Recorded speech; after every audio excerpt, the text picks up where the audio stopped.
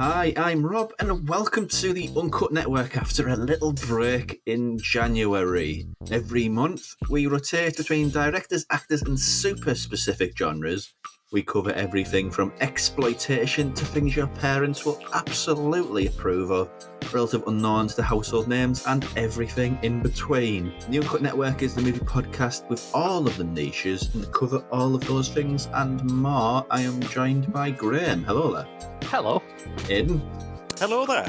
And for the first time on this podcast, he's been on Graham's podcast so many times, but I'm not good enough for him, apparently. it's I'm very Mark. picky. I'm very, very picky. Hello. How are you all doing on this fine late January afternoon? All right. Evening. Yeah. Yeah, do we say afternoon or evening? Yeah, interesting. 7 o'clock, isn't it? Yeah, okay. Yeah, not too bad. Sorry, I'm just a time Nazi, but other than that, I'm okay. Welcome to Actors Uncut After Dark. Yes. I mean, it's all after dark. I mean, it's called Uncut. I mean, Thought you were going to say it's all after dark. It's January. Yeah. Yeah, That that's is also 3 hours true. of daylight. That is also true, yeah. Come back summertime, please. Oh, Yes. Well, it's not raining anymore. That's that. It's fine. It's not, really, really windy. It's fine. Well, you say that, but I don't know whether there's going to be another storm around the corner, so I'm fearing for my life It's here. a storm. I think we're already up to G names for storms in this new year, aren't we? Storm, get off, you bastard. Yes. Well, yeah. There we are on the actors cycle. The last one we did, which feels about 7 years ago, was Michael Caine, sort of a Christmassy special, which we did Get Carter, the most Christmassy movie ever made. Full of festive cheer. Well, don't forget the ultimate Christmas Michael Caine movie, The Prestige. Oh, and that's the one thing I will say this before it inevitably comes up in the podcast, because I'm avoiding that director for as long as I can, because I hate his work, but I know everybody else loves him. We had on the website sort of 2 podcasts, the last episode of this and one of the previous episodes of Uncut, Pop Screen, sorry, Graham's podcast. And I thought I'd just tally up to see what was the most loved movie of the year, and of course it was Oppenheimer. It was Oppenheimer. You can't escape it. Yeah.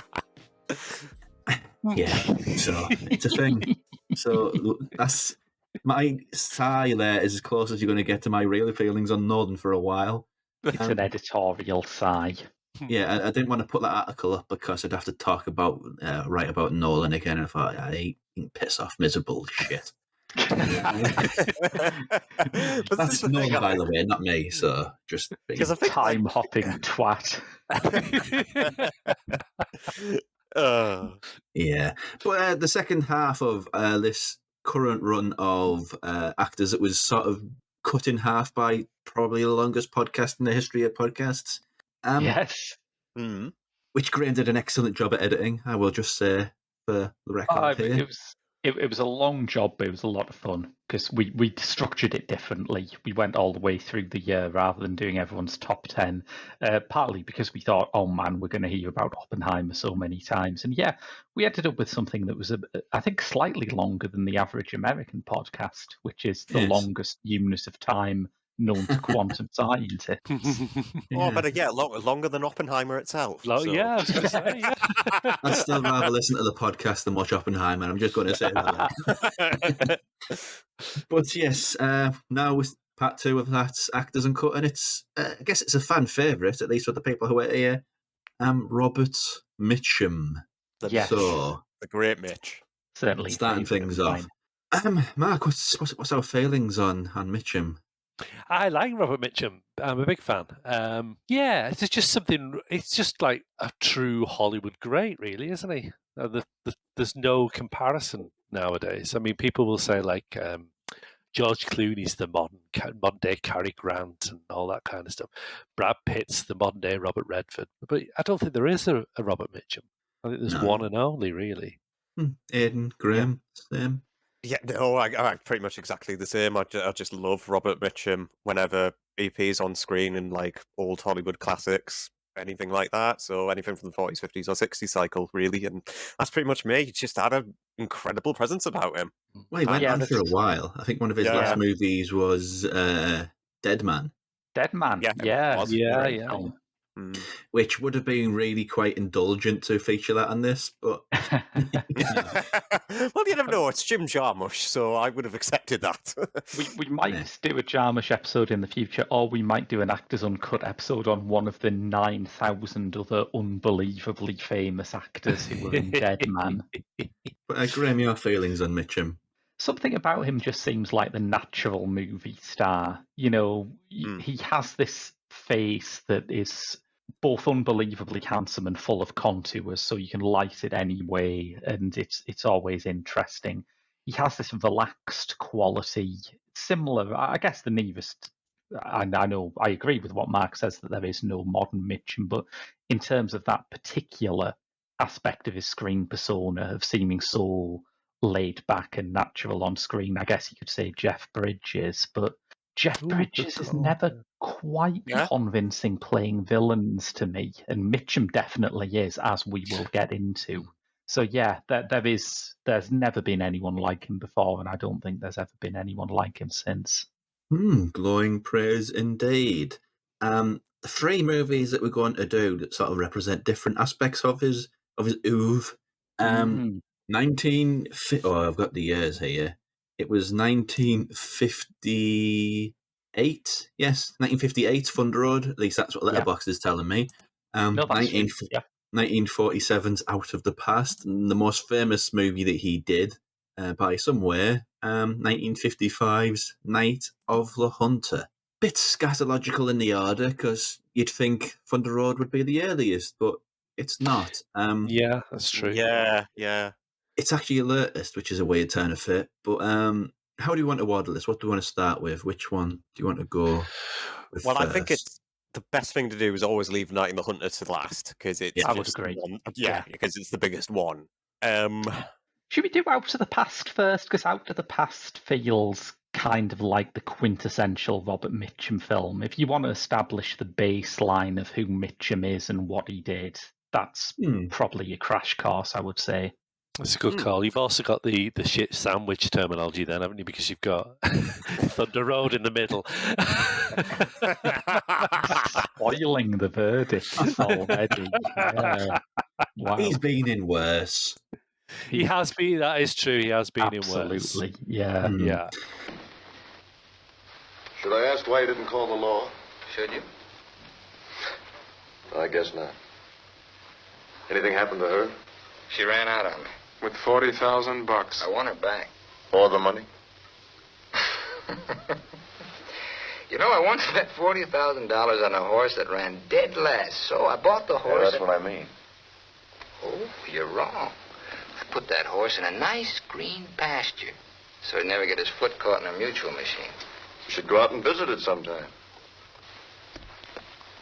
No, I just want her back. When you see her, you'll understand better. Maybe she's just an impulsive girl. Shall we let it go at that? I can let it all go. Robert Mitchum plays a character who works as a gas attendant, so he owns a gas store in the middle of, I don't know where, I can't remember where it's set. Is it Connecticut or something like that? Somewhere pretty. Yeah, my American geography is absolutely shit, guys, just to let you know. I'm the same. So, but no, he runs a gas station in the middle of nowhere. He's pretty happy going there. He has a lovely wife, played by Jane Greer, the great Jane Greer. And until someone from out of the past comes to the gas station and takes him, well, back to his old roots, shall we just say. And I think that's around about it, to be honest with you. Yeah, I think that you could get very far into the weeds of describing this film's plot, but that's basically what happens. There's a manhunt involved. There's a frighteningly young Kirk Douglas. Yes. Yeah. Who was never not a 90-year-old man in my headcanon. It's lived an incredible age, Kirk Douglas. Did. Yeah. It's mad to think that, like, over at Christmas, Kirk Douglas was on, which is on every year, The Heroes of Telmark, and he was about 50 then when that was made. So it's just weird to think, like, from our parents' generation, sort of like 1965 or something like that, Kirk Douglas was an old man, really. Yeah, he's very sort of fair-skinned in this. He hasn't got that sort of old leather handbag quality that started to creep in the late 50s. Yeah. So, Mark, what do you think of Out of the Past? I love it. I really love it. I think it's one of the best noirs ever, to be honest.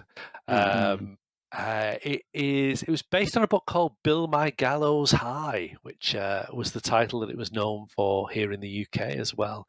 Which it's actually a line in the film, isn't it, where he says that. But to me, that just sounds more like a western than a noir. Yeah. So I can see why they changed it. Sounds like a spaghetti western as well. It does, doesn't it? Yeah. Definitely. Bill Yeah. My Gallows High. You could imagine Leone doing that one. Yeah. Yeah. It's just, to me, it's the archetypal noir. I don't know who coined that phrase now, but they said it was the story of a dame with a past and the hero with no future. That's good. And I think that is this film, really, isn't it? It is. Aidan?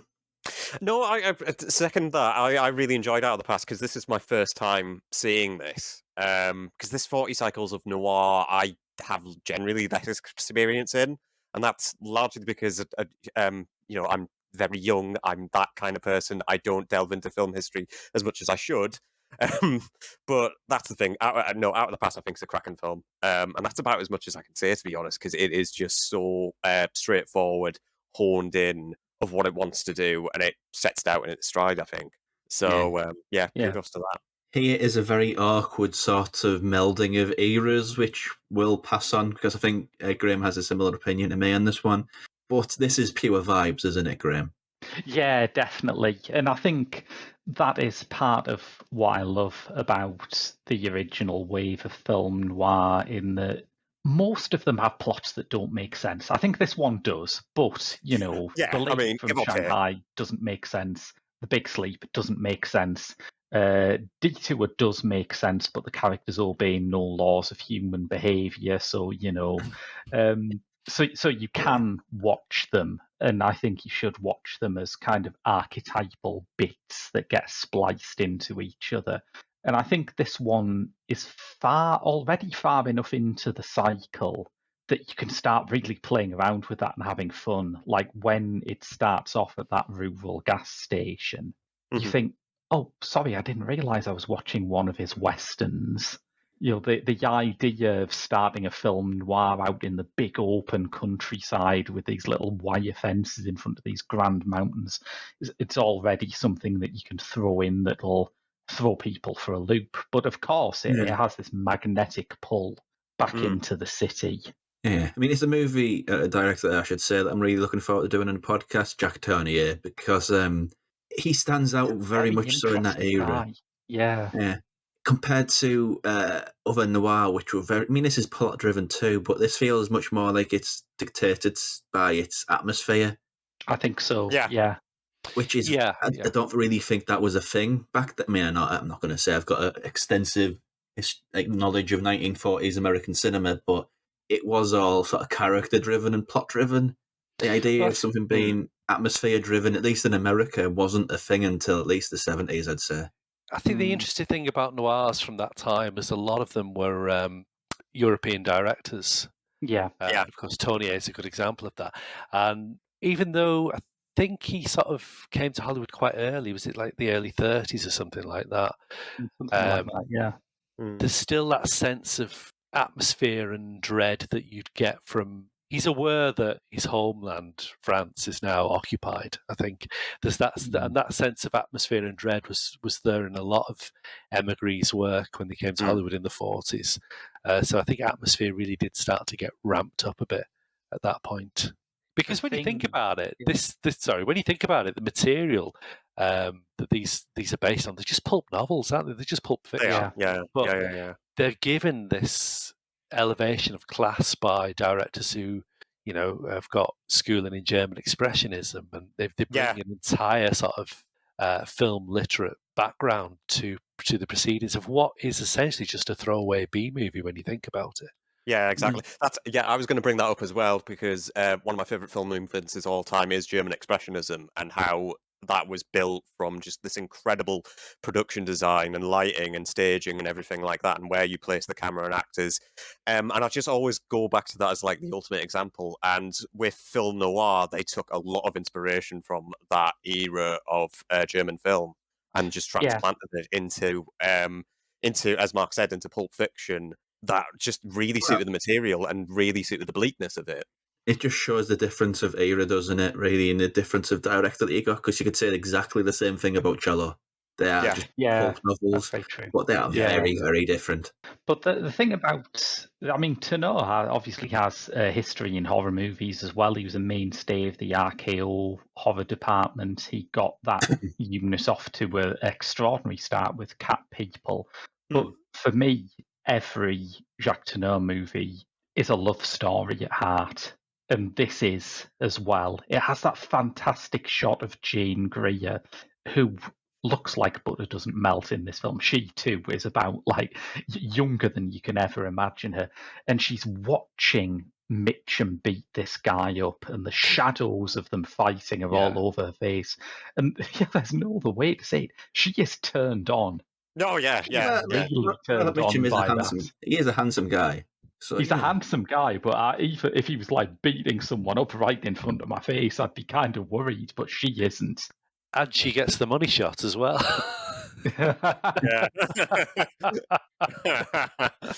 Different horses for different courses, Graham. That's all I can say. Some people like getting beat up, some people don't, and apparently Judy Greer in this movie did. So And especially when you're delivering like such dialogue as what's greatly written here, that's penned for Out of the Past, you can just rolls off naturally for both the performance tongues. Like, for example, there's one bit like towards like 2/3 of the way through where Mitch is just saying, "You're wonderful, Kathy. You're magnificent. You could change size so smoothly." Just as things start to build up into like the third act, so it just like it constantly goes for this sense of romanticism that I just think really does work for its advantage. Yeah. I love this. Sorry, I think it's his delivery as well, because a lot of noir leads have that sort of stagey, theatrical sense, and I don't think you could ever accuse Mitchum of that. He's kind of mumbles his way through it, and it just feels a little. It just feels really unique. Real. Yeah. Somebody once said, I think it might be from this film. Somebody once said he was like Bing Crosby on barbiturates. Yeah. But I get that, but it's that wonderful indifference to it, isn't it? Yeah. Baby, I don't care. But yeah, this is something that I'm going to come back to for each of these movies, because one of the things that fascinates me about Hollywood movies from the 40s and 50s is that you can see a generation coming in whose idea of acting is screen acting rather than stage acting. And that's never happened before. You know, people weren't old enough to be brought up on films before this. And when you have someone like Mitchum, who is like such a screen actor, you know, he is designed for a close-up. You know, there's nothing in him that's trying to project to the back row. He just feels it and he expects the camera to pick it up. And it becomes a question of who else in the film is on the same page as him. And maybe Out of the Past is great because ultimately, you know, everyone is seeing the lead he's laying down and everyone's capable of picking that up. Yeah. Especially when you get Kirk Douglas in the mix too, because when they both are acting on screen together, you can clearly see the two different acting styles both men have. And it just really does give this sense of like kind of a pulse really in between like all these different things that are going a bit haywire in the scene. Yeah. It's a weird era for him as well. I think it's a little bit before he really broke out. I don't know when he broke out especially, but I always picture it as Ace in the Hole was his sort of his real sort of Here I Am movie. Yeah, Path to Glory, he's a star. He's a 50s breakthrough, definitely. So he's always sort of this very driven character in those movies. He's got a goal and he's sort of determined and fiercely determined in whatever he does. Yeah. And he's kind of very much in the same vein as Mitchum here. He's incredibly threatening. He's so softly spoken and doesn't really do a lot, but he's still, there's that aura of threat. He's a brilliant antagonist in this, isn't he? And when you think of Douglas, you tend to think of like he's the the cynical hero, which is the Mitchum role here. But he's a Yeah. really good antagonist here. Yeah. And also, it's a noir, so all the women are absolutely beautiful, and it makes you fall in love with this era of cinema. Which, it's Yeah, it is what it is. definitely. None of them are Veronica Lake, though. I'll just put that out there. No, that is true. That's another one and only, isn't there, Veronica Lake? Yeah. That's the only thing that could really bump it up another notch in everyone's estimations, I think. Yeah. Add Veronica Lake to the mix. Yes, totally agree. Yeah. Absolutely. Any other thoughts of out of the past before we move into the shit of this sandwich? To quote how Mark put it so beautifully. Get it in now because there's a stinker coming up next. I suppose one of the things about the noir hero that always fascinates me is that they can move through social boundaries. You know, they can move between different classes and different races and different social circles and different countries, ultimately, in a way that seems much easier than everyone else. And I think that's part of a star appeal as well. When you see Mitchum in this movie going into like a black nightclub at a time when segregation is still totally unchallenged, and then he crosses the border into Mexico, it's hard not to watch him, and whoever you are, you kind of think, oh yeah, that's our guy. You know, he's on our side. I think that's part of the appeal of that kind of hero. It's that indifference again, isn't it? It's just this wonderful indifference that's very innate in Mitchum and in noir heroes in general. Really, it's to me, it's always a bit like that analogy they use about swans, isn't it? How graceful they look at the top of the water, but underneath it's pedaling furiously. Because you think this is a guy who's double, triple crossings, always so many steps ahead. So I mean, it must be mentally and physically exhausting, but you would never see that from his sort of attitude, which is just so insouciant and so water off a duck's back. It's brilliant. It's a fantastic performance, and it's just right for the character. Absolutely, and that's what I like about this, especially because there's so many. The performances in this era of cinema aren't great by and large. And a lot of leading men. We'll get to that, I think. Oh yes. A lot of characters in noir, like, you can feel them reading the dialogue. Yeah, you hear the words on the paper, don't you? And you never really have that. It feels very. It's just odd, isn't it? Really, it's a very literary, it's a very wordy style of cinema, but it never feels it in Mitchum's mouth.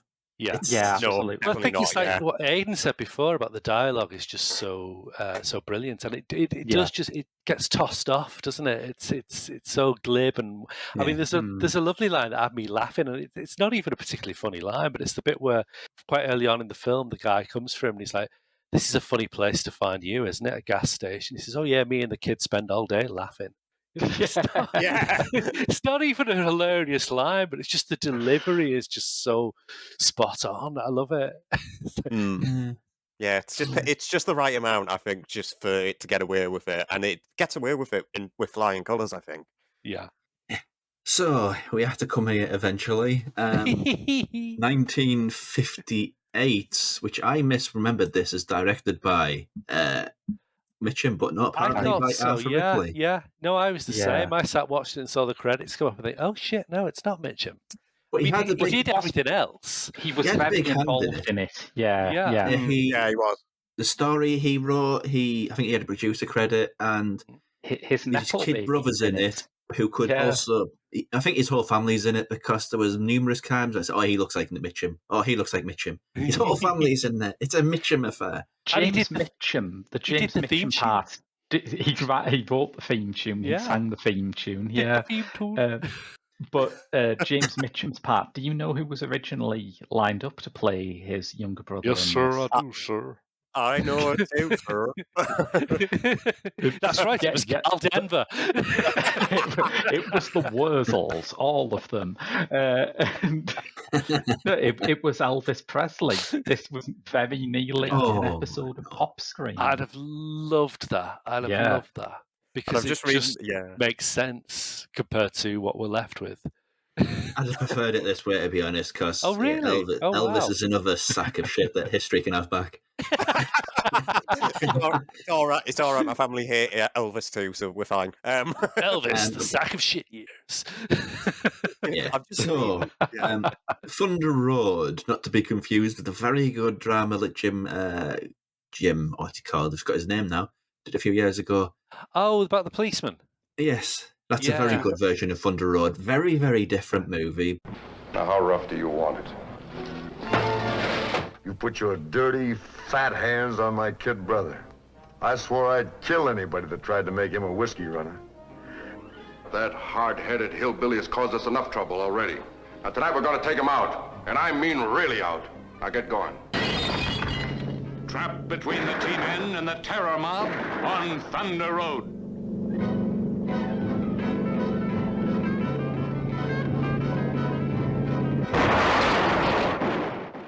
It's about moonshine runners, people distilling illegal alcohol. Robert Mitchum plays Lucas Doolin, who's part of a family of moonshine runners, and he's worried that his younger... He by the way, completely loves what he's doing, has loads of women after him, but he's worried that his younger brother might get in on the game because I guess he hates his younger brother, maybe.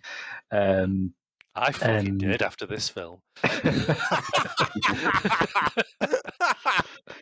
But he's caught in a pincer between two people. Obviously, the police are after him, and he's also got a rival gang of moonshine runners, one of whom's played by Jacques Aubuchon, which is the least aggressive name I've heard in my life, who were also on his trail. And it's just a standard kind of man caught between two factions movie. It's the sort of thing that he did a lot of times in westerns. He has a great quote about his career in noirs and westerns. He said that he had two types of acting, with a horse and without a horse.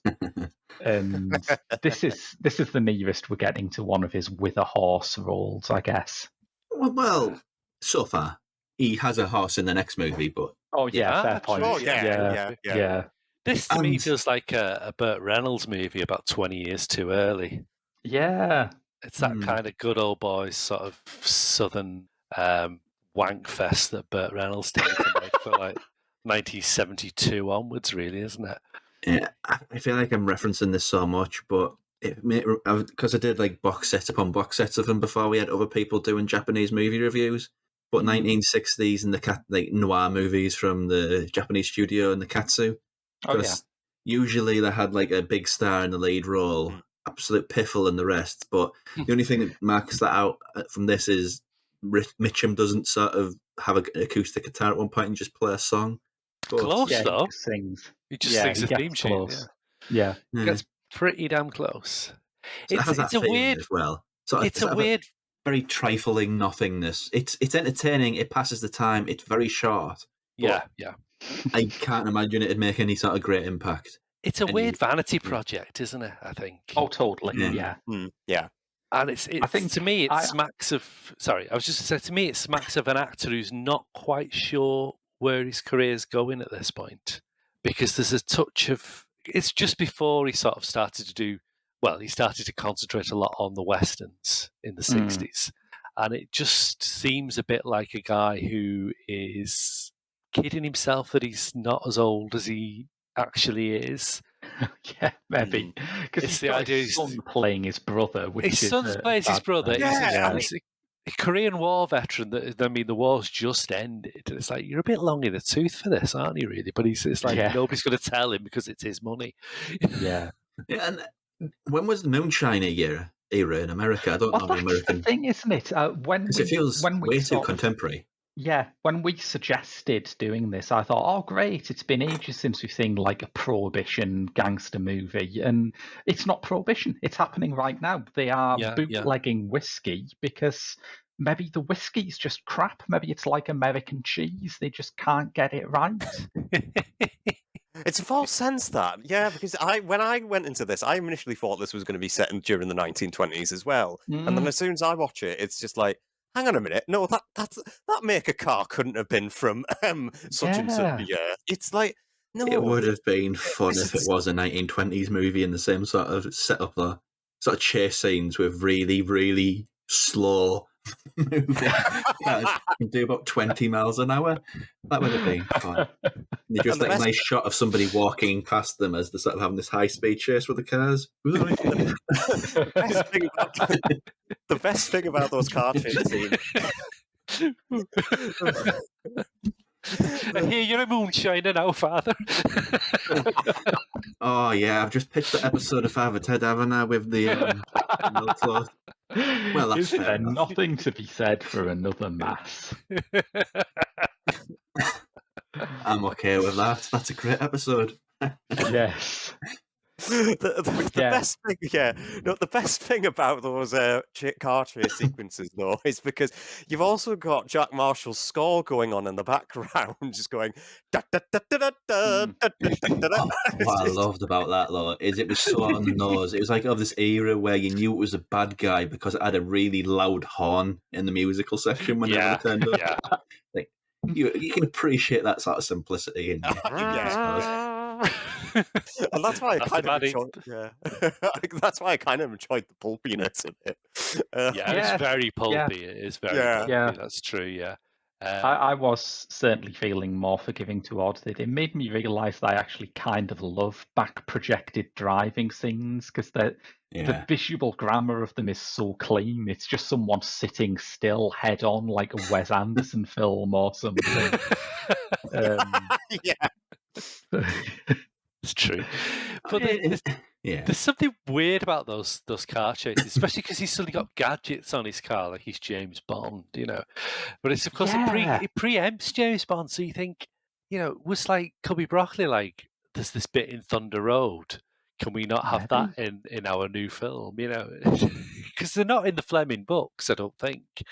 But suddenly, like, the car's souped up with all sorts of gadgets. And then you think, it kind of makes sense that by the time Roger Moore turned up, most James Bond films were like a Burt Reynolds sort of Demolition Derby movie at the time. And there's a weird DNA link there, I think. Yeah. Surprisingly violent in a vehicular sense as well. I mean, there's a bit where a car goes over the side of a cliff.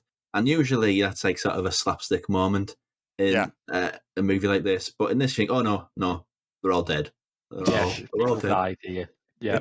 That car's on fire and they probably got in trouble with the local. It's not the A-Team, is it, where it goes over and over and they just get out and go, ooh, and that's it. It's fine, you know? And there's another scene later on where a car at a petrol station blows up, and I thought, wow, okay, this is bold for a 50s movie. They're usually quite good one. Flat. Yeah. But it did great guns in the South, apparently. Even like it was still playing in the South in like the 70s, which is just. Oh.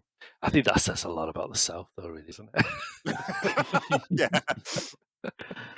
Yeah. I think it's interesting to me in the sense that any movie about bootleggers, as opposed to, say, drug dealers, where a movie about drug dealers is like entitled and frequently does to take a completely negative view towards its subjects. But moonshining is one of those things that's in a kind of social banditry area. You know, you're allowed to like these people. And it starts off with this really stern voiceover saying, do you know how much tax the government loses through illegal whiskey bootleg?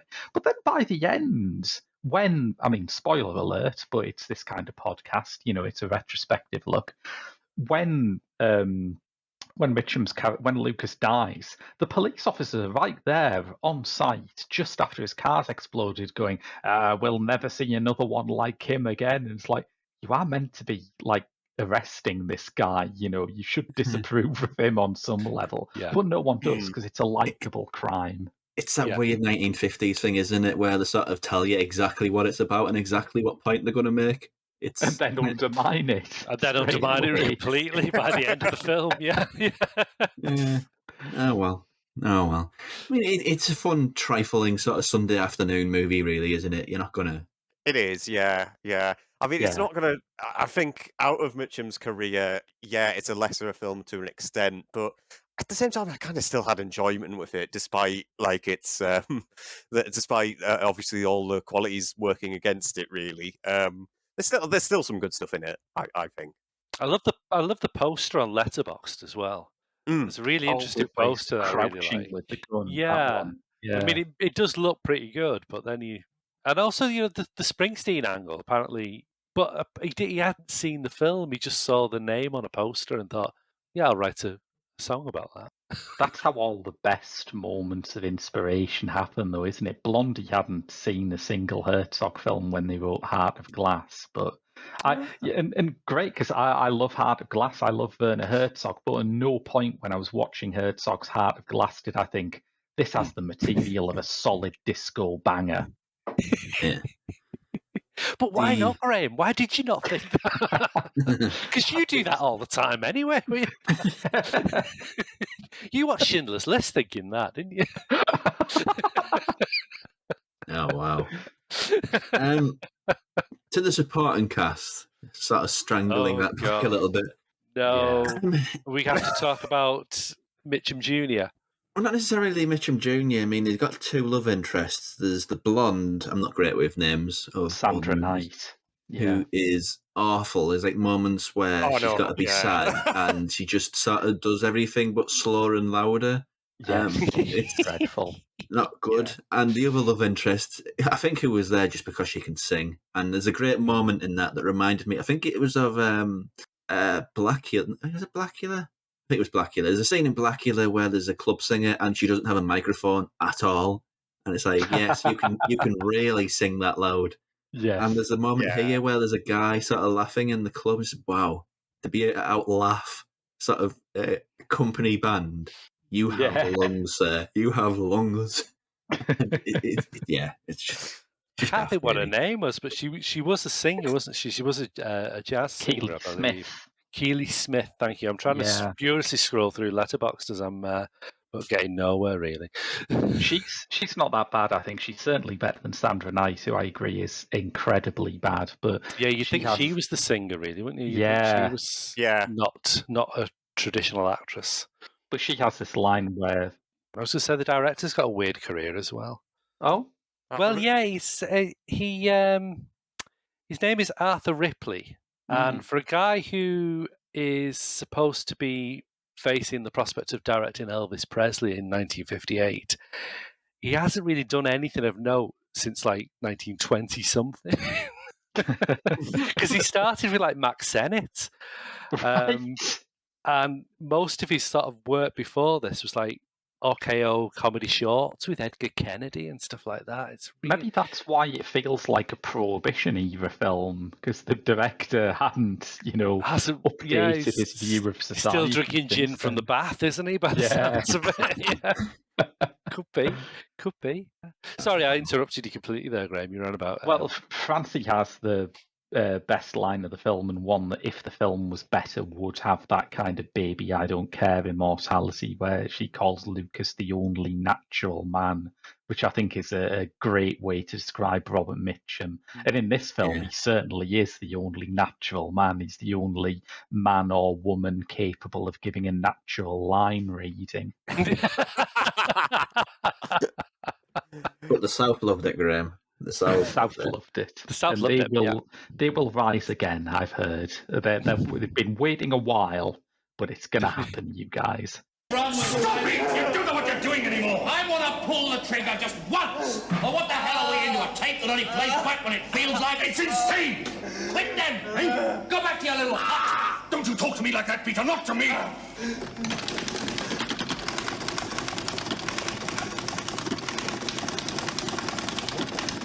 Hell?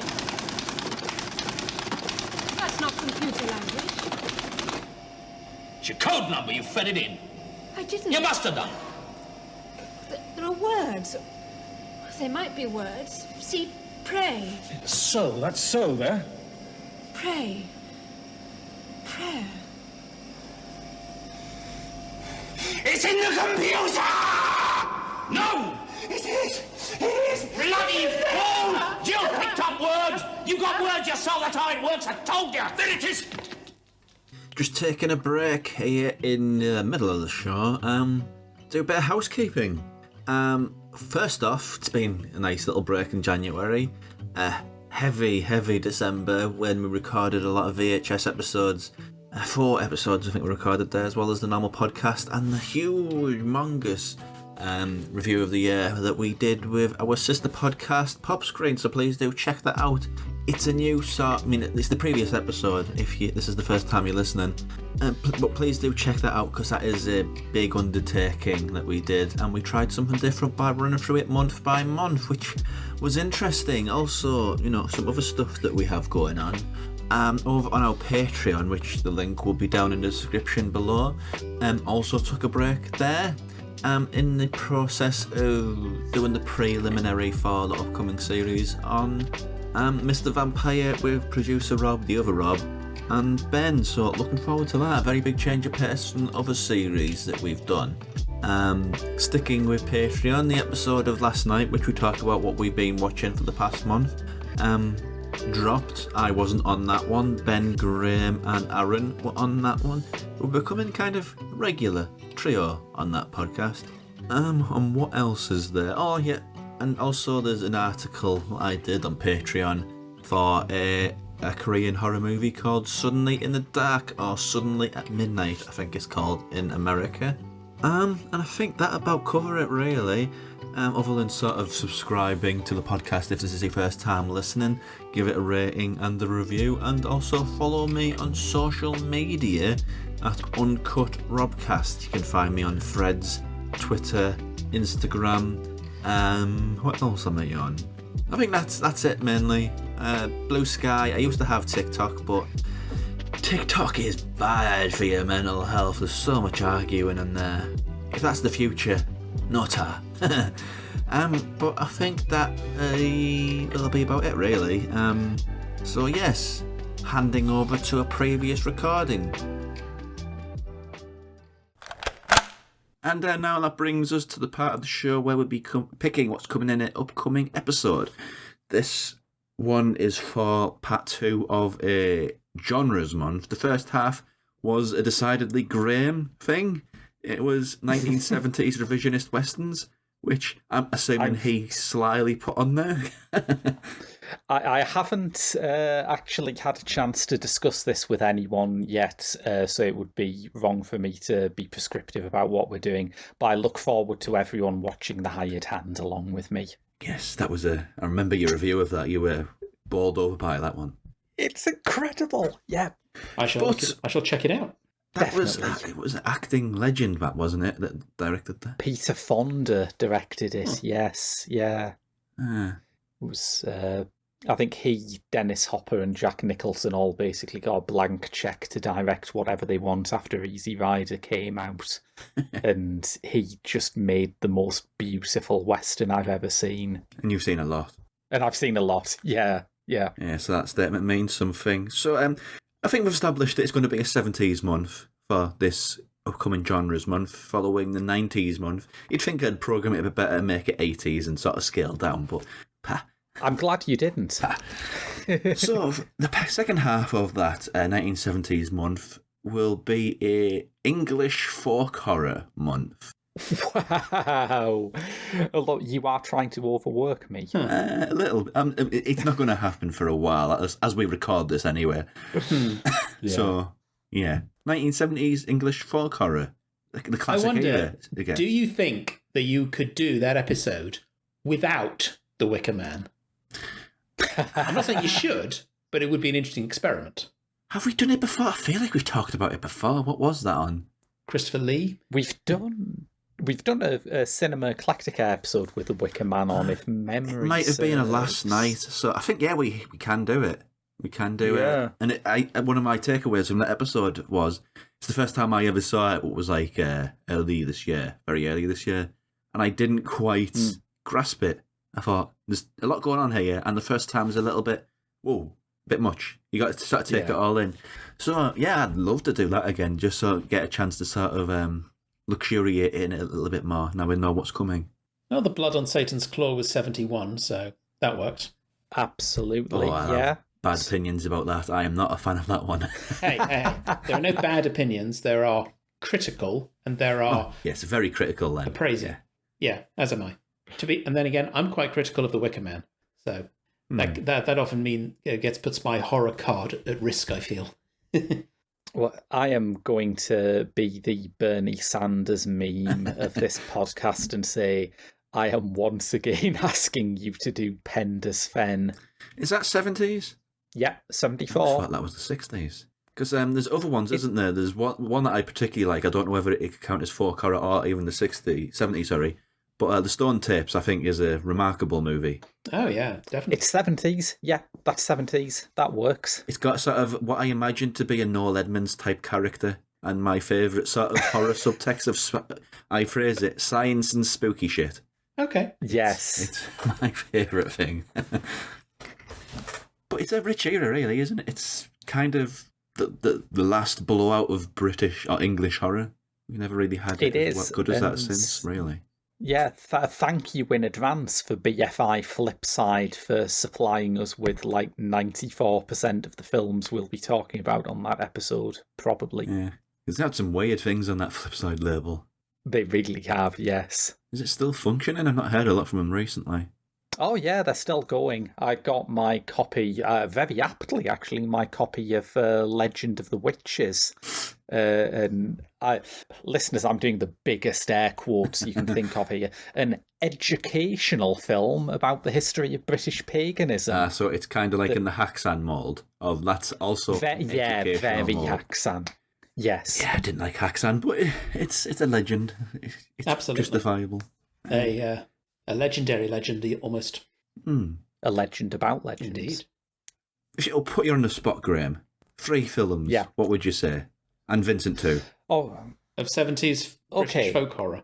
Yes. Well, I would have to go for The Blood on Satan's Claw and The Wicker Man.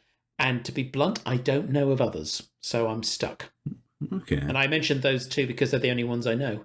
Oh, it's fine. I mean, it's... So hopefully you know, Graham's that- answer will be a bit more, detailed. It's one of his buttons, Well- I guess. it is. Yeah, it absolutely is. Definitely Penda's Fen. I'm obsessed with Penda's Fen. I think Penda's Fen is absolutely sensational. I would like to do The Blood on Satan's Claw because, shockingly, I've never managed to see it, and I've always meant to rectify that.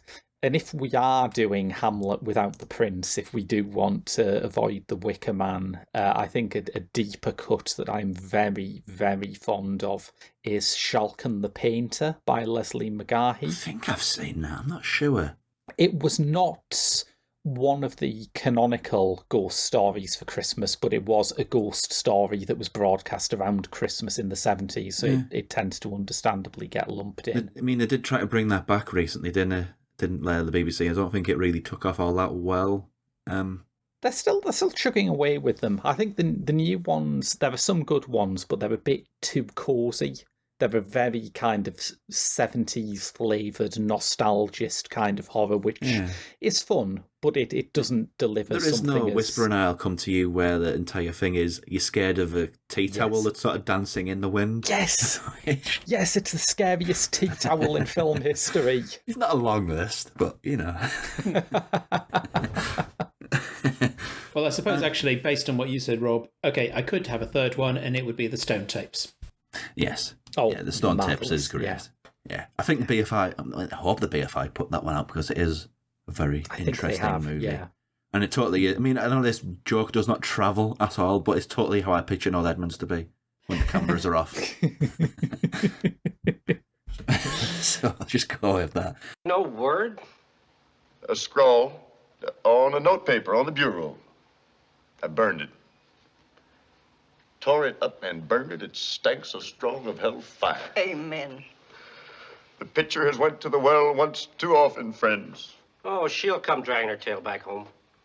She'll not be back. I reckon I'm safe in promising you that. Maybe she just run off on a spree. No. Well, there's no harm in hoping. There's no sense in it, neither. I figured something like that was brewing when she went to bed last night. How? Well, she tarried around in the kitchen after I'd gone up. And when I went downstairs to see what was wrong... What? Well, she'd found this jar of dandelion wine that the husband at Harper hid summers in the cellar. She wasn't drinking. Oh. I tried to save her, I know you did, Mr. Powell. Oh, I know how hard you tried. but the devil wins sometimes. Can't nobody say I didn't do my best to save her. So that brings us to the headline act of this Robert Mitchum episode. I think it's 1955, but just 55, correct I think. myself. Yeah. think so. 55, yes, yeah. 1955's Soul Effort. Another one of these movies where it's kind of the reason why we evolved it, because we wouldn't get to talk about it otherwise. But the Soul Effort from Charles Lawton, 1955's The Night of the Hunter. So, who wants to take a stab at this legendary one-and-done movie? What it's about? Mark? Well, I think the best way to start it is what Charles Lawton himself said, which was it was a nightmarish Mother Goose tale. It's the story based on the real-life serial killer Harry Powers, I think, who murdered several women and children in the South or something like that in the 20s, I think, something like that. But here it's Robert Mitchum as the preacher Harry Powell or Powers. Okay, Powell. This Powell, yeah. This is where it gets confusing because it's disguise. so very similar to the person it's actually based on that you start forgetting who is who. But yeah, it's a guy who has a weird religious complex who one day is in a prison cell with a guy who's about to hang, who has been arrested and hid money before he is sentenced to death, and finds out where the money might likely be, rides into town, sweeps his widow off her feet, and then promptly murders said widow, and then terrorizes the children for the whereabouts of the loot. That's about it, really, isn't it? Yeah. That's it. Aidan, Aidan, what are your feelings on this one? Well, I've seen Night of the Hunter twice. The first time I saw it, I loved the style of it, and it's just one of those films that's just iconic for the Charles Lawton directed sequences and everything like that. So, and this is why I go back to like the German expressionism comparison that we did for Out of the Past, because it just like looks that way exactly. And after, because I just rewatched it just this morning, Night of the Hunter for this year recording, and I just love it even more now. Simply because like everything about it is just like so, and it's very hard to say like everything you see is like a masterpiece of cinema, but I genuinely do think Night of the Hunter is like one of the greatest of the 50s, really, for that exact reason, because it just gets like nearly nails everything on the head right at what it wants to do. And how fucking terrifying it can be at times. Yeah. Okay. And it's just bewildering that it was such a flop on its release. It's one of those absolute classics. You think, how did nobody see that at the time?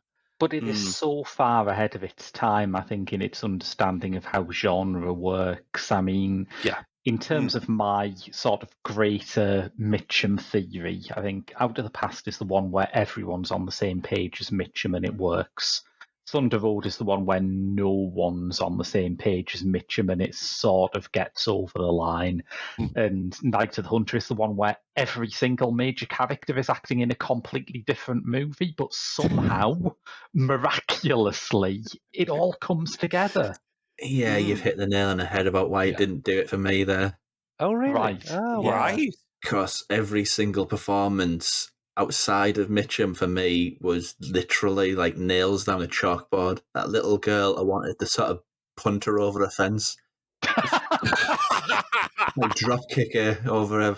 I didn't care what happened to her. Annoying little shit. It seems like they didn't invent children until the 1960s because holy shit. She is annoying. Sorry, I'm just People bear in don't talk like that. Bear in mind, I did a joke about Schindler's List before, and now you've said you want to drop kick a 5-year-old child over a fence. She talks like a 40-year-old schoolma'am. She talks like a 40-year-old schoolma'am. She's like 6 years old. It's so. What's that phrase? It's like, I can't remember. She It's has like the weirdest reaction shot in movie history where she has to point out Harry Powell's shadow. But it's like, for me, all of the artificial aspects of it, and there are bits of it that are artificial, and the opening looks like something from It's a Wonderful Life. It's yeah. The kids in the sky. Yeah. That was the novelist wanted that. Apparently, he said, "No, we'll have an entire sky full of children of all nations." Crazy idea. It's a bizarre one, isn't it? I think everything what everybody loves about it is great. It's just the things that aren't that awful. I don't think any actor does well here besides Mitchum.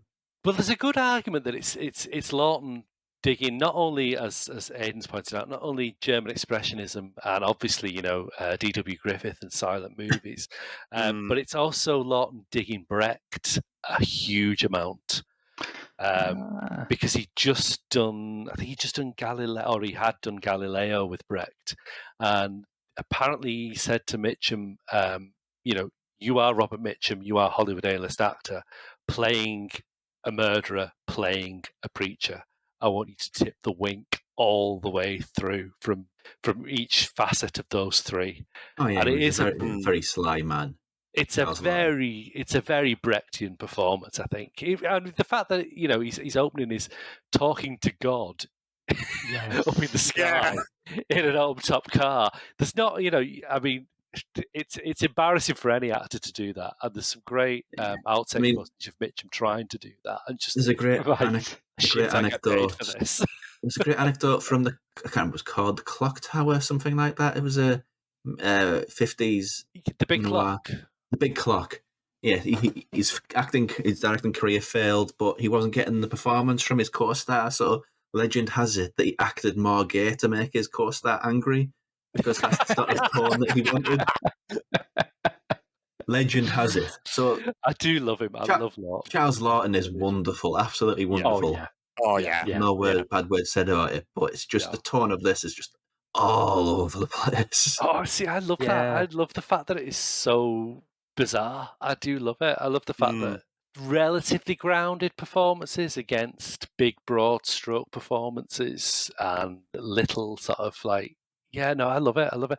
And also, there's the argument that it's all from a children's point of view, a children's perspective. So adults aren't behaving in the way that you would imagine in a real thing. When you watch it again, you see the perspectives are off completely. And it took me about 2 or 3 goes to watch it to realise that. There's a scene where Lillian Gish, the older girl, goes to meet him in town, and there's all these neon lights advertising various different things, but they're not adjacent to anything. They're just bustled up on a wall, and it's saying well, a child will know that those things are there, but they're not necessarily taking in the surroundings. I think that's it's this weird kind of there's another. I mean, I've not picked this up myself, but I remember reading somebody said that there's a bit where there's a white picket fence as the lad is walking along, and there's no house behind it. There should be a house behind it, but he's not. So he hasn't noticed that house. Design, isn't it? Yeah, it's weird because he's not noticed that house because that's not important to him. It's just the picket fence he sees, and I think that's wonderful. And that's just everything is from the kid's perspective. Yeah, and that's sort of important in that the ultimate sort of end point of this story involves Lillian Gish, that it is literally a trip back to the silent era and to the sort of innocence and beauty that could exist in a silent movie. Yeah, I think it's hard to take on any literal level, but it is metaphorically so rich, I think. No, completely with you. Yeah, no, completely with you there with Lillian Gish, because, and I know Rob said that Robert Mitchum is probably the only actor in this that is worth seeing about, and I would disagree with that because I think Lillian Gish is incredible in this. Oh, she's so good. Yeah, no, I think she's great. No. Hear me out. Because I won't call somebody wrong, but I think this is the time where I sort of hitch my sail to this one. Let's all gang up on Rob. Fight. Come on. Bring it on. I thought this was going to happen in the Northern episode, but yeah, come on then. You were saying, sorry, Aidan, go on. Yeah, no, because Lillian Gish, if you know her era, she started out with D.W. Griffith of the silent era. So she did quite a lot with Griffith, I think. The notorious Birth of a Nation, as well as Broken Blossoms, a lot of that kind of thing. And then she kind of disappeared off the edge a little bit to dabble into theatre before coming back headstrong in this. And to be honest with you, I just find someone who's going up against a serial killer preacher with a shotgun totally badass in a way. I just enjoy it. What is so brilliant about that to me is it's not that, you know, she has a shotgun, she blows his head off. It's that she wings him and he yelps like a girl. She I love his humiliates screams. him. I love his screams in this. There's a bit where his fingers trapped in the door as well when they shut the door, and it's just it becomes comedy, and I love it. I love it. It reminds me a lot of No Country for Old Men, you know, where you've had 2 hours of seeing Javier Bardem as the most like indestructible Terminator, like badass in screen history, and then a car just plows into him, and that's it. You know, it's not that he dies in a glorious firefight. Villains want that. It's that he goes out stupidly. Yeah. And I think that lends itself quite well because you never really see that in a lot of these films of its era. It's always the villains are going out in a glorious glaze of hail. It's always white heat. And you realise how much of kind of a buffoon he is at the same time. Kind of makes a joke of the children as well, how it ends. Like, it is about sort of children's ability to put up with all sorts of evil and just survive and persevere in this sort of fairy tale register with a horrible good performance from Mitchyum. And then after they've done all that, they survived all that, he just throws the bear at him and is like, okay, then, you can have it then. But you won. What are you doing? It's just the character. It's PTSD, Rob. He's seen his and dad all over again. The little girl goes and holds his hand as well. It's just... It's PTSD, damn it, Rob. It's trauma. He's no longer a threat. He's been like defanged so completely, and that's why it works. That's the fairy tale aspect of it. He's the nightmarish Jungian father figure from your dreams, isn't he? Just for clarity, I don't vouch for kicking small children. It's just I vouch for kicking really bad performances. I've seen your diary. You do. I think the fact that you're stuck on this is very telling. It's just bad performances, really. I mean, I don't think this episode is brought to you by Childline. Sorry. I don't think it's the worst era for sort of child actors. I think sort of British, a bit earlier, sort of maybe 40s, early 50s, that sort of era. Yeah. That is. Oh yeah. Absolute nails down a chalkboard as far as child acting is concerned.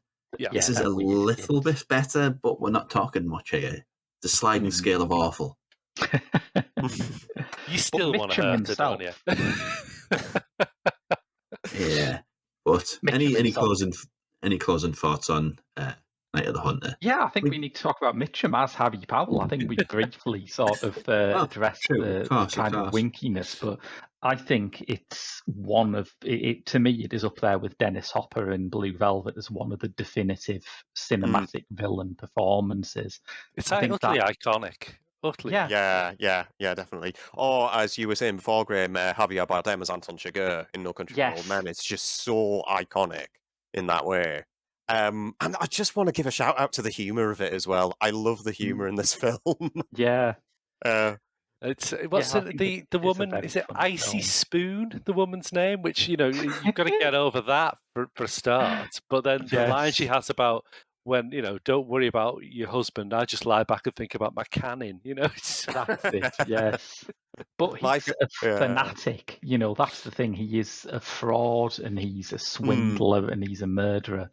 But he is also driven by this absolute belief that everything he does is right with the Lord. And there's that fantastic scene of him praying in prison, basically saying, thank you to God for giving me such an easy mark as this opportunity. He's got his hands clasped and his switchblade is in between them pointing up. You know, to me, every scene has at least one visual idea. It's so fucking phallic as well. Because the whole switchblade stuff, you know, the switchblade cutting through his pocket during the striptease. The very introduction of like this, I think, I can't get over the name, but Icy Spoon says to Shelley Winters, you need a man in your life. And then the next shot is Mitchyum coming into town, but he's on that fucking hurtling train. You can't get much more phallic than that. You need a man in your life. Big train ploughing through the screen. What does this mean? But it's a film that plays on Mitchum's incredible sexual power as well, because he was a very sexy man. And he sort of really plays on that, even though he is like the villain. There's an attractiveness to his villainy, really. Definitely. Especially for Rob, who, wants to see children drop kicked over fences. Only ones who are bad at acting. So the fact that he's after that child, it's very attractive for a man like Rob. Yeah, he is the hero of this piece, and mate, honestly. Yeah. I do think the great is great. It's just there's a big divide there. That's all I'm saying. That's all I'm saying. I just think as a slight pick-me-up, just as soon as Harry Powell gets into the basement and tries to find, right, I'm finally going to get the loot, from these little shits, all you hear in the background is like this old lady going, yoo-hoo! Which I roared with laughter about. This is the bit where you realise that Charles Lawton's a northern bloke, isn't he? It still surprises me that he is from Scarborough. I just can't get around that. It's so sort of like northern working men's sort of, music hall theatre comedy, isn't it? Yes. In a weird way. Sort of subtextually as well, it is not sort of pulling its punches on religious sort of fanaticism, is it? There's the Mitchyum sort of, he believes he's speaking as a vessel of God, but also just how insane and religious these little groups are, these little cults that sort of manifest in these towns. And again, the big group parading with pitchforks. That sexual potency thing again, the entire town just falls for him completely. Because what? Because he's more religious than anybody else. Because they're presumably horribly repressed as well. Yeah.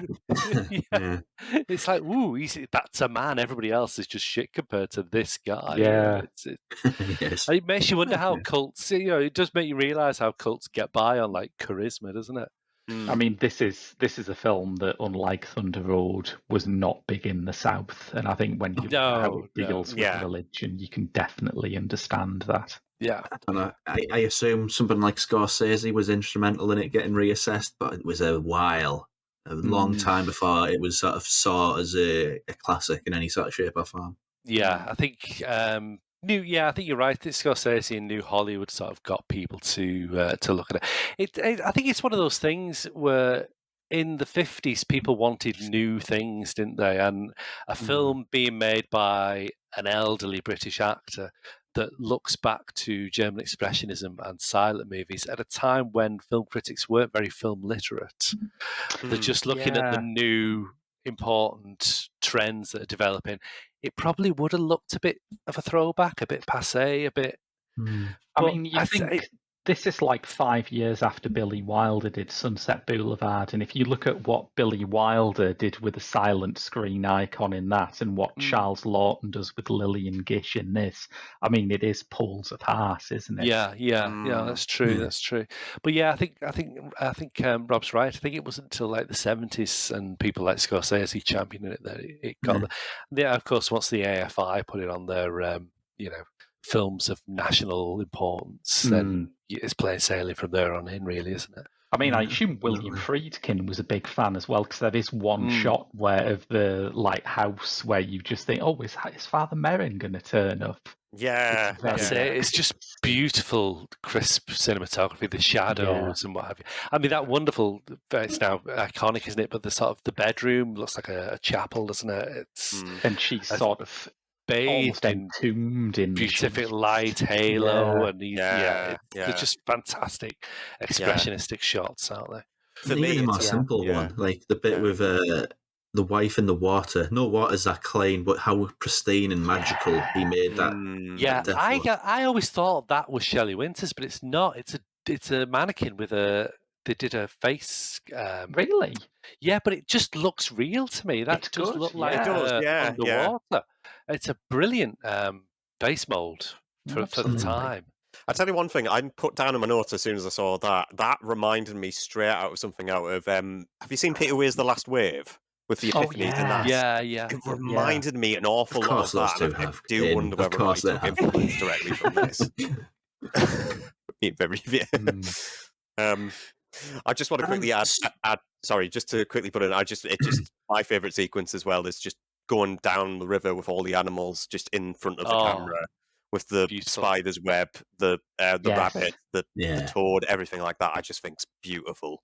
Really sells the whole fairy tale vibe. That I was just saying, it's 100% fairy tale, isn't it? It's brilliant. Yeah. Okay, so Mitchum himself. Any other movies you want to sort of flag up or sort of want to pay attention to? But as a whole, sort of his legacy as an actor. And I will just say mine quick. I do think he was born about 20 years too soon. He would have absolutely killed it and been talked about in the same sort of reverence as Robert De Niro if he was just born a little bit later. But yeah, he's great. But yes, movies from his filmography that you think need flagging up and your general thoughts on his legacy. We've tend to touch on like the 50s, haven't we, really, here, apart from House of the Past, which is just before, isn't it? But he did some good work in the 70s as well. I mean, there is The Friends of Eddie Coyle. Yes. Which is a brilliant movie. Yeah. First thing I saw Robert Mitchum in, actually, Friends of Eddie Coyle. Very grim movie. It is very grim, yeah, but very good. What is the other one that I really like? And I will have it. Is it The Accuser? Yes. Thank you, Rob. Yes, yeah. I mean, they're two brilliant 70s movies that really play on, where he is as a man of his age at that point in time, in a way that I always say he would have been a brilliant Philip Marlowe. I know he did play him twice, but he played him too late. Yes. And that's the killer for me. Farewell, My Lovely, I do like. I know Graham has a lot of thoughts about that film. Principally that it's like the drug scene is like a Simpsons skit. Oh, God, it is. Yeah, I'd forgotten that. It's like Itchy and Scratchy, isn't it? I watched it, yeah. And this line's like, hey, what about that Mr. Hitler? Like nobody would ever say in real life. But he's just too old for it's a good film, but he's too old for the role at that point. They should have given him straight out of the past, really. It would have been a perfect time for him. So yeah, when he gets to play who he is at his age in the 1970s, those are the two films to go for, absolutely. I just want to quickly flag up one from the 60s, and that's, of course, Cape Fear as well, which I just think's astonishing. Yeah, I just love that one so much. And especially the one... Yeah. Another good one, Ryan's Daughter. You don't expect him to be good in that, or what a weird choice it is, but he's brilliant in it, absolutely brilliant. Cape Fear is sort of, it's a great movie, and I think his performance is him trying to take what he learned playing Harry Powell and put it into a movie that people at the time actually wanted to see, it works just as well. But we have mentioned Dead Man, which I have a great love of. We haven't talked much about the Western side of his career, partly because of an upcoming episode, and I realise there's a limit to how many Westerns we can expect Rob to watch a month, and that's fine. I'm okay watching good ones. Yeah. It's just not many of them, in my opinion. But there are some great ones in Mitchum's career. One of Raoul Walsh's late films, Pursued, I think really brings that kind of psychological complexity that he had in his film noir roles into a golden age Western in a way that's really forward-looking. Again, as you were saying yourself, Rob, if he was born 20 years later, he could have made a great 70s revisionist Western, and Pursued proves it. And of course, River of No Return with Marilyn Monroe, also the team with Jacques Tourneur. Not, one of Tourneur's most profound films, but a whole load of fun, and, Mitchum and Monroe in one film. That's great. Obviously, that works. Yeah, I've just loaded one up as well. He worked with Joseph Losey on Secret Ceremony, and that had him, Elizabeth Taylor, and Mia Farrow in it. And I just really do want to see that film now. Ooh, yeah. I've seen that. Yeah. I don't know that one. Ooh, interesting. But in sort of pithy terms, what do you think his legacy is? I think he's the ultimate goddamn movie star. That's all I can really say. Yeah. If you want to be really piffy, I'll say it's his drug bust in the 40s. But yeah, that's one of the things that impresses you, because of course you watch Mitchyum and you think, oh, he's so effortless. Is he even acting? But when you know that the guy who played the villain in Cape Fear was actually this nice stoner in real life, who did a Calypso album? Yeah. I mean, fucking acting. To borrow a quote from a lot of movie actors now, like Ben Mendelsohn, who played basically Rent a Bastard. He was the forebearer of them, and to think he's sort of nice stoner next door is just amazing. Yeah, I said. I mean, I know we said there's no comparison, but yeah, Mendelsohn tends to be playing those roles. And I've just watched that Marsh King's Daughter. Fucking hell! And then to watch that alongside Night of the Hunter, and there's just no fucking comparison at all, is there? But it is the similar type of role, you know. And if he would have been born even 30 years later, he'd have been stuck in those 90s schlock thrillers that are like single white female, those type of, you know, that kind of yuppies in peril and he's the peril sort of role. Yeah, I mean, he is new Hollywood through and through, but he just wasn't the right age for it, unfortunately. Yeah. Born in the wrong era. Aidan, your feelings on his legacy? Yeah, I just think, honestly, as Graham and Mark and yourself have just repeated, he is just the ultimate movie star of just really needed to get a lot more respect than what he actually deserved. I mean, just with the amount of people that he influenced. I mean, we mentioned Robert De Niro. I've just loaded up now. Mark Rylance is also cited him as one of his favorite actors as well. That's interesting. And it's just nice to know that such an actor who is just so valued for the work he did, and had like a very good prolific career out of it as well. And you just can't get that with with a lot of actors now. Absolutely. So I think that wraps us up for this episode. Coming next time, it's 1970s British folk horror. Oh, which is great, but it's also not. It's like a great rich era, but also a lot of the movies are kind of crappy. It's weird. I love them, but they're kind of crappy. It's part of the charm, though, isn't it? Folk horror has a very good batting average because really there's only about 4 movies that qualify. So, you know, the standard can't help but be pretty high. And you can't. And before we go, you can't use Witchfinder General because that was 68. So yeah. I think we're talking about Blood on Satan's Claw, which is a movie which I find hugely problematic, but we'll get into that. Yeah. Okay. Yeah. And Pender's Fen, I think, is another one which Graham is a huge fan of. Absolutely. Can't go wrong with Clarkey, I think. Good old Clarkey. I love Anna Clark. I wanted Stone Tapes, but it just wasn't to be. Because it's basically I love Stone Tape as well, yeah. It's like if Noel Edmonds went evil. That's what that movie was. What do you mean if? If he went evil. He went not evil. That's what he's like with the cameras off. The evilest thing about him is just torturing me as a kid with going around my nan's house just to watch fucking Deal or No Deal, mate. It's like the minute you just said then torture me as a kid going around my nan's house, like what? Noel Edmonds went around your nan's house when you were a kid. That is torturing you, isn't it? Yeah, just deliberately targeting your nan. Just watching those red boxes opening on a television screen over and over again, and you just think, what made this so exciting to the British public at the time? It's back now as well, isn't it? It's back on TV with Stephen Mulhern now. Well, this is my prompt, as we do every time we mention Noel Edmonds, which this isn't the first time somehow, to encourage everyone to read John Ronson's old article about going behind the scenes on Deal or No Deal, because it is wild. Can't have a better outro than that. So, Graham, where can we find you and the stuff you do? Hey, that rhymed. That's good. Yeah. I've got a website, grahamwilliamsonfilms.com, where you'll find links to my... I've got a website.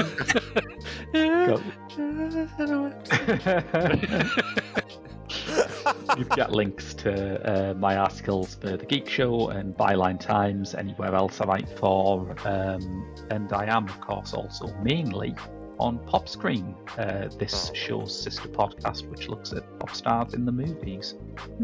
Indeed. Aidan. Yep, you can find me on Letterboxd under the username Aidan F. I am on Twitter X at Doco and Drummer. And that's pretty much it, to be honest with you.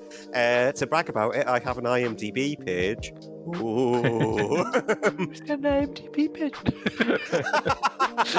he paid for it, it's okay. I didn't. Look, because my credit appeared on Gentleman Jack, it automatically turned up there, alright? Yeah. I'm impressed. Congratulations, it's a thing that a lot of people try very hard to do and they never happen. Yeah. Oh, Yeah. Good stuff. Yeah. Thank you. And Mark? Yeah, you've got a website, Mark. What about you? I have no website. You can find me on Letterboxd. I had an Instagram account up until last week, but we won't go into that. You can find me at The Geek Show. You can find me at We Are Cults. You can find me at Horrified and Z Network. And sometimes I annoy Graham on Pop Screen. Yes, and until next time with English folk horror of the 1970s, this has been Uncut. We'll see you in the next one. Ta-da!